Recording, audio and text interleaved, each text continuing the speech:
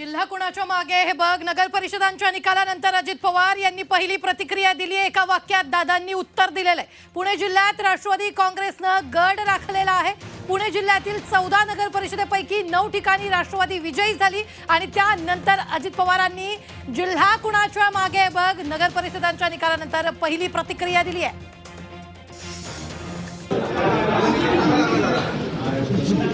जिल्हा कोणाच्या माध्यमातून जिल्हा कोणाच्या माध्यमातून जिल्हा कोणाच्या माध्यमातून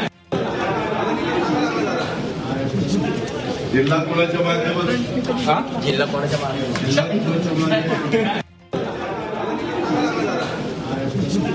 जिल्हा कोणाच्या माध्यमातून